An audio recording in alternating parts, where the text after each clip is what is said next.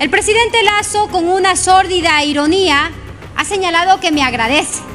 Yo no le acepto sus agradecimientos, presidente saliente, porque sus manos están manchadas de corrupción, están encubiertas incluso con sangre.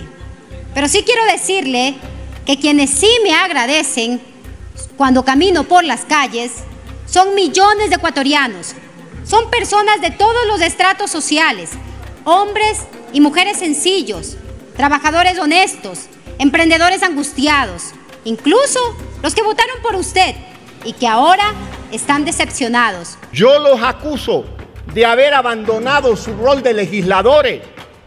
Ustedes ahora son antilegisladores de esta república porque ustedes no crean leyes, sino que las destruyen. Ustedes no afianzan normas, sino que las debilitan, las desgarran y las ultrajan. Ustedes no piensan en cómo crear reglas de convivencia, sino en cómo romperlas para su propia conveniencia. Para dar una salida constitucional al Ecuador, he decidido aplicar el artículo 148 de la Constitución de la República, que me otorga la facultad de disolver la Asamblea Nacional por grave crisis política y conmoción interna.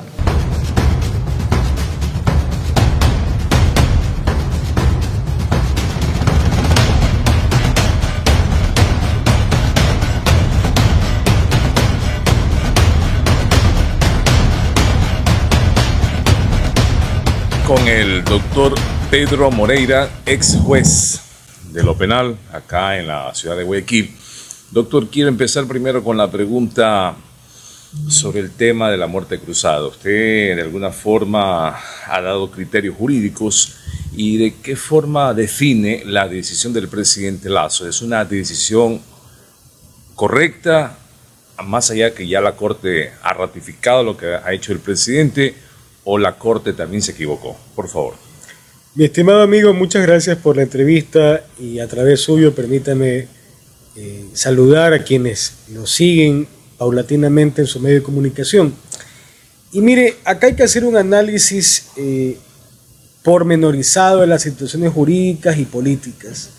Jurídicamente es totalmente válido el decreto de muerte cruzada o el decreto de cesación de las funciones de la Asamblea Nacional, porque así lo establece el artículo 148 de la Constitución.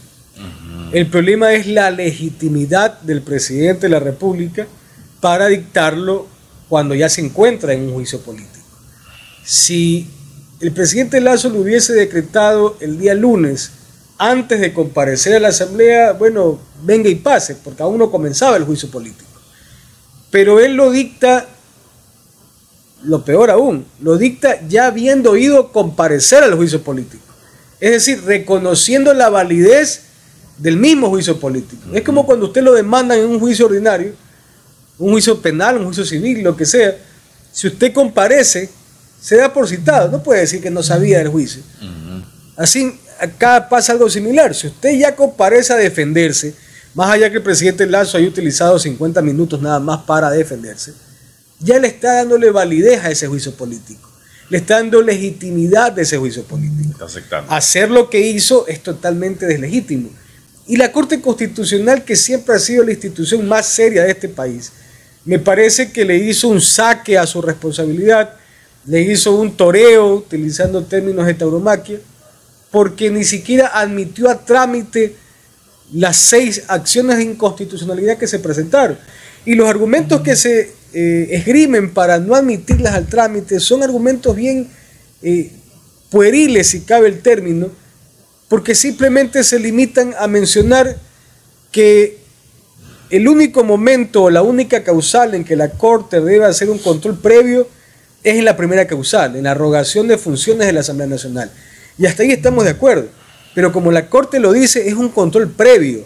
Lo que se está pidiendo a través de las 6, o se pidió a través de las 6 acciones de inconstitucionalidad, no fue un control previo.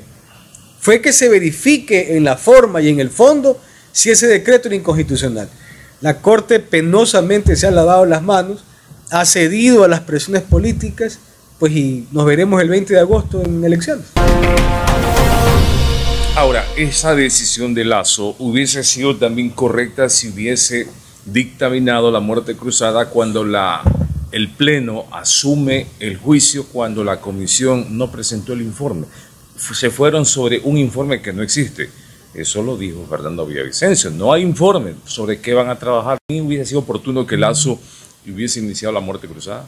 Mira, el presidente lo podía haber iniciado en cualquier momento. Yeah. Pero eso que dice el ahora ex asambleísta Villavicencio es tan falso como la mayoría de las cosas que él argumenta. ¿En qué parte? En todo. Porque que no haya informe es responsabilidad de él, pues que no haya informe. Si él es el presidente de la Comisión de Fiscalización. Correcto. ¿Y entonces por qué se dio paso al juicio político? Se da paso al juicio político porque la ley establece que si la comisión no presenta un informe de la postura que sea, tiene que pasar al Pleno para que el Pleno decida si se va a juicio o se archiva. Eso dice el Código de la Función Legislativa. Y eso lo sabe Villavicencio, porque ha sido por 2 años presidente de la Comisión de Fiscalización.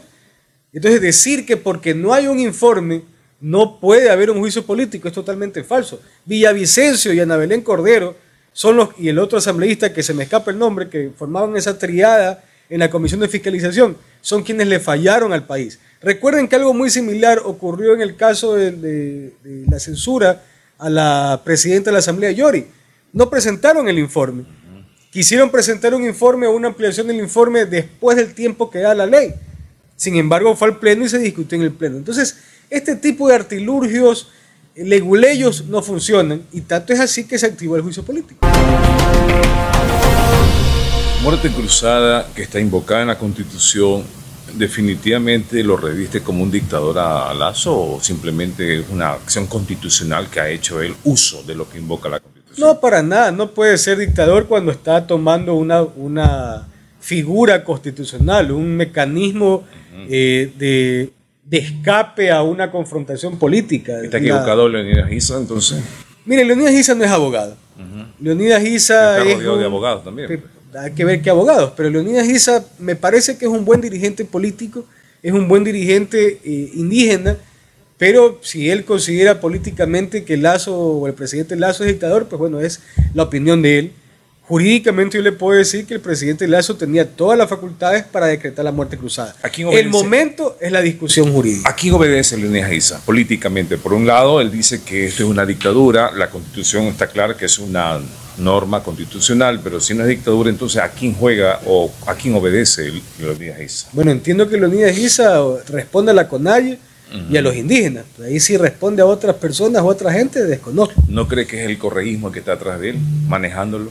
Mira, si fuese el correísmo, pues estaría bien, pero yo no creo que Leonidas Issa se deje mandar del correísmo, ni del yacuísmo, ni del herbismo, ni de nadie. Leonidas Issa ha demostrado tener una personalidad política, una personalidad gremial, si se quiere, en favor de sus compañeros indígenas. Luego, si está equivocado o no en ciertos asuntos de forma y de fondo, eso es otra discusión. Yeah. Pero no creo que Leonidas Issa, como presidente de la CONAIE, como gran dirigente indígena, e incluso, ¿por qué no?, como presidenciable, responda o se deje manejar por otro político. Sería espectacular para los intereses del país que pueda haber una alianza del correísmo con el movimiento indígena, pero si no, las aspiraciones que puedan tener en solitario el movimiento indígena son totalmente válidas. ¿Qué grupos políticos son los que se benefician con esta decisión que tomó Lasso? ¿Y quiénes son los más perjudicados?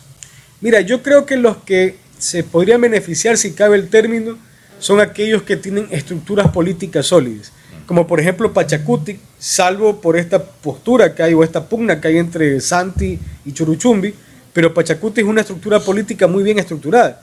El Partido Social Cristiano, que es una estructura política de más de 50 años, que pese a todos los avatares políticos que ha sufrido a lo largo del tiempo y pese a venir perdiendo una elección seccional, me parece que rápidamente puede armar las listas de candidatos, y desde luego el correísmo, que es la mayor estructura política hoy por hoy. Entonces, ¿quiénes pueden ser los más perjudicados? La izquierda democrática, que muy frontalmente estuvo siempre del lado del presidente Lasso, el mismo partido Creo, quienes apoyaron frontalmente al presidente Lasso en aventura de juicio político. Entonces, aquellos me parecen que estarán mal parados o mal posicionados en la cara del 20 de agosto.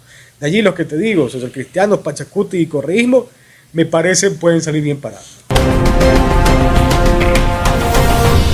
De que Pachacuti podría tener la misma fuerza de llevar a varios asambleístas o ya está debilitado. Por ejemplo, la señora asambleísta decía, si roban, roben bien.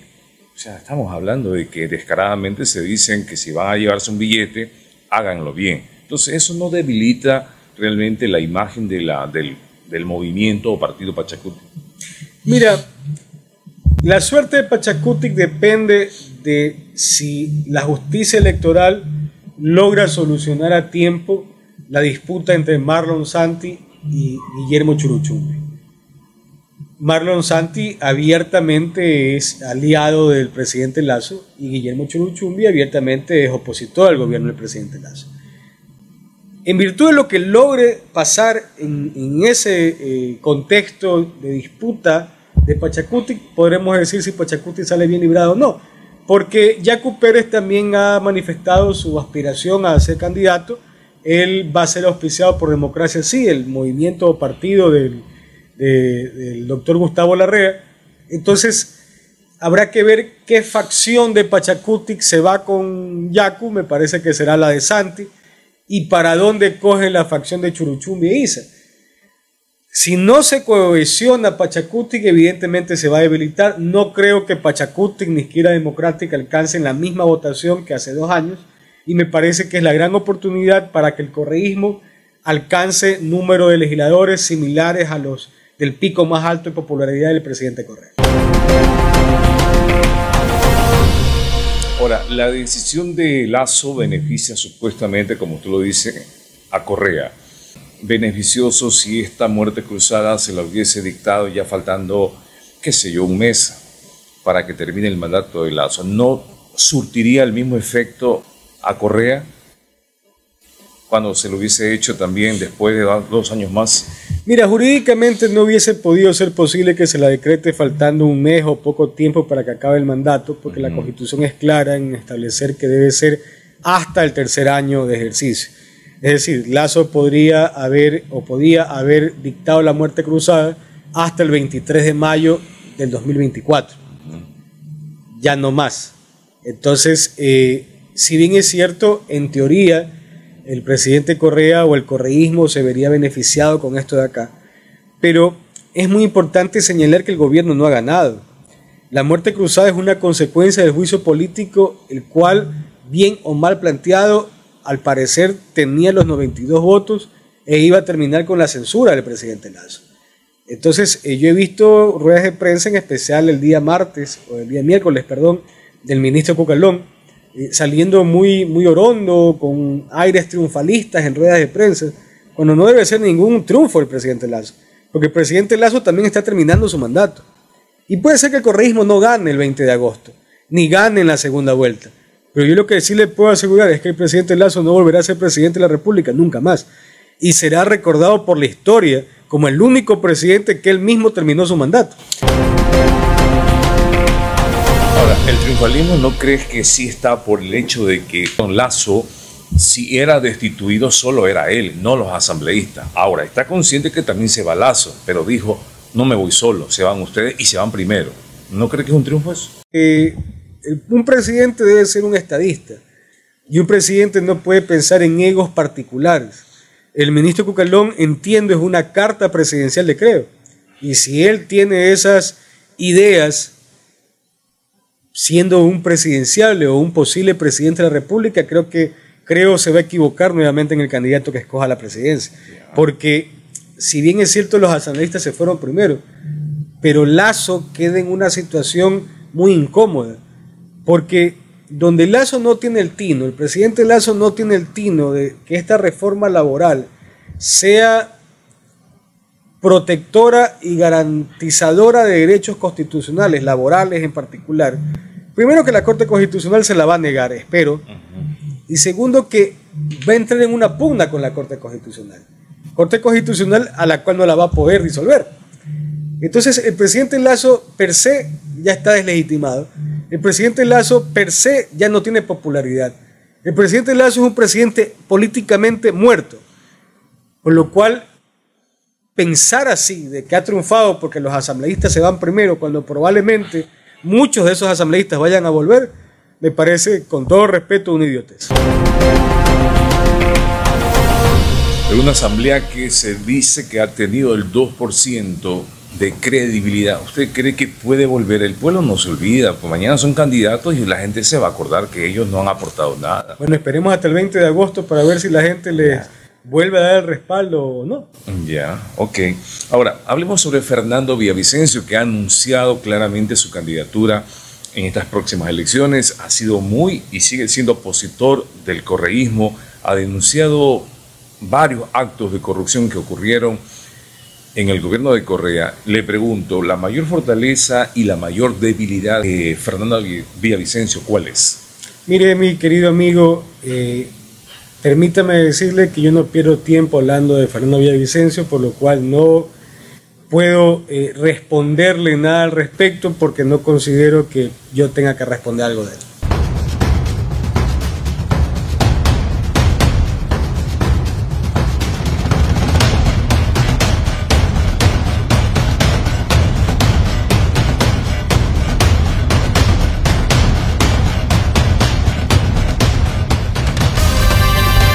Telenorte 24, la televisión de Ecuador se ve en todas partes.